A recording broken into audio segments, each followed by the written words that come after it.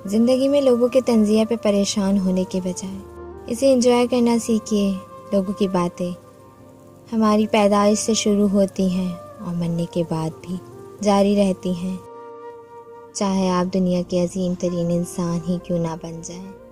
दूसरों का तंज़िया और हकारत या तो आपको नाकामियों की तारीकों में ढकेल सकता है या फिर आपको कामयाब व कामरानी की जानिब गामज़न कर सकता है।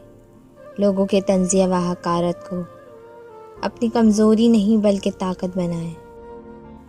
इंसान रिश्तों की तलख़ियाँ कभी नहीं भूलता, मगर रिश्तों को आगे बढ़ाने और निभाने के लिए बहुत मर्तबा उसे ये साबित करना पड़ता है उसे कुछ याद नहीं। सहने वाले को अगर सब्र आ जाए तो कहने वाले की औकात दो कौड़ी की रह जाती है।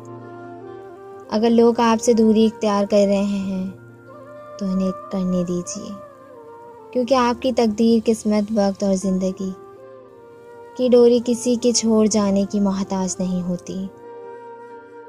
पुरानी तस्वीरें देखते हुए अक्सर मुस्कुराहट और कभी कभी आंखों में नमी सी आ जाती है कि कितना कुछ बदल गया है। गम वो नहीं होता जो आंसुओं का सबब हो, गम वो होता है जो आपको अंदर ही अंदर खा जाए और किसी को कानों कान खबर ना हो। इबादतें तस्बीहों के मोहताज नहीं, नियतों की पाबंद होती हैं।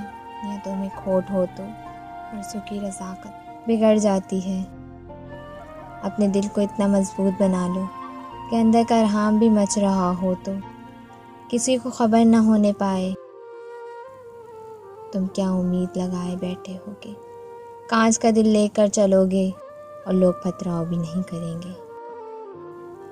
अगर तुम गलत को गलत नहीं कह सकते तो तुम गुलामी के आला तरीन दर्जे पे हो, और अगर तुम गलत को गलत नहीं समझते तो तुम जहालत के आला तरीन दर्जे पे हो।